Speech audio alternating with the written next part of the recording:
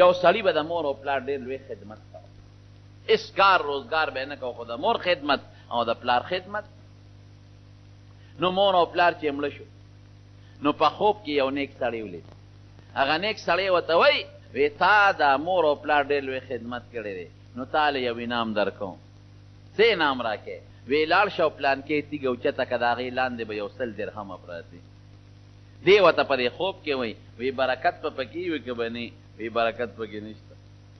چې راپاسېد ښځې ته یې وی ما خو تا ګوره زه رټلم چې د مور خدمت کې او د پلار او ډوډۍ نه ګټې او مونږ بچي نار ګرځو، دا دې ما ته خو د 100 روپو درهمو انعام میلاو شو، یو تیږه راته په خوب کې چوښوله چې د هغې لاندې پرتې دي. نو وی ورشه راوړه که نه؟ وی نه ښځې هغې کې برکت نشته.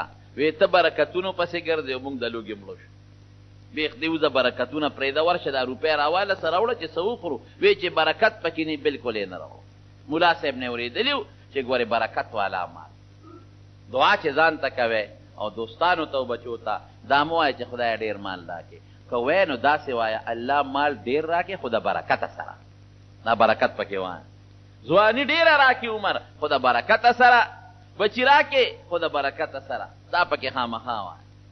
نو په دویمه شپې بیا خوب ولید، وی د مور پلار خدمت دې کړی دی، نو تاله یو انعام در کوم. څنګه انعام؟ وی د پلانکې تیږې لاندې به درته 10 درهمه پراتي، چې ورو ورو ریورس ګیر یې ولګوم، لاندې خبره نه. دې ته بیا تپوس کوي وی برکت پکې شته که نشته؟ وی نشته. وی نه مې دې پکه.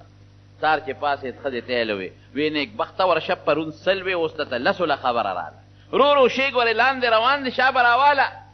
وی ښځې برکت پکې نشته نه رالم. وی برکت او برکت برکت مونږ د لوږې مرو، بچي د لوږې مري او ته په برکتونو پسې ګرځې.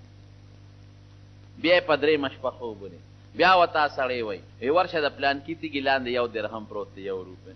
وره خبر یې ویله نه. وی برکت پکې شته که نه؟ وی یو شته پکې. سار چې پاسېد ښځې ته یې وی 1 روپۍ پرته ده. وی ما درته نه وي چې 100 ښه هغه 10 ښه وې، خبره روپۍ له راله که نه؟ وی نه ښځې دا رالم دې کې برکت دی. وی زه ګرځه برکتونو پسې. ظاهر کې کمې ښې دي، یو ښه ده که 100 ښه دي؟ تاسو نه تپوس کوم. نه ظاهر کې په روپۍ څوک څه کوي؟ تاله زه 1 در کوم او یا 100 در کوم، نو کوم ته به لاس نیسې؟ 100 ته ظاهر کې 100 ښه دي، خو برکت په چا کې دی؟ یو کې. نو په باطن کې دننه یوه ښه ده. اوس وی برکت دی. نو لاړ چې هغه تیږې اوچته کړه 1 روپۍ پرته وه، چې هغه یې راواغېسته، یاره ډېره موده شوه زما بچي نار دي، راشه نن پې ښه خوراک وخوره.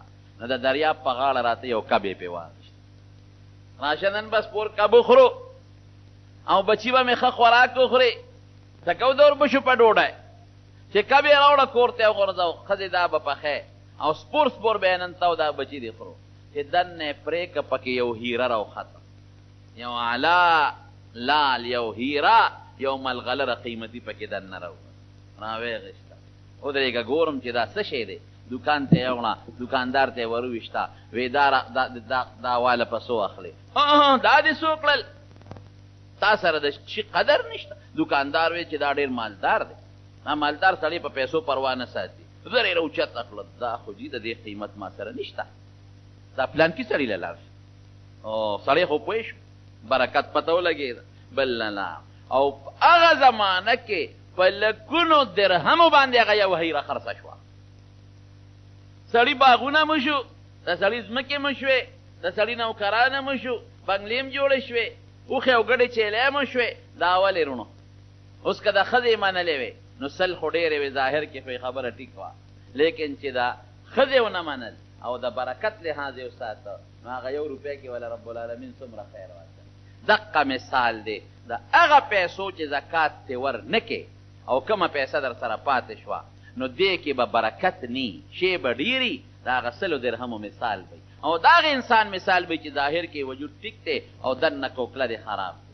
او چې زکات دې ویست نو مال دې تندرست شو، لکه چې جاړ سړی وکړي، ظاهر کې سړی ټپم شي، ظاهر کې سړی کمزور هم شي، دننه تندرست شي. د هغې روپۍ مثال دی چې کم برکت پکې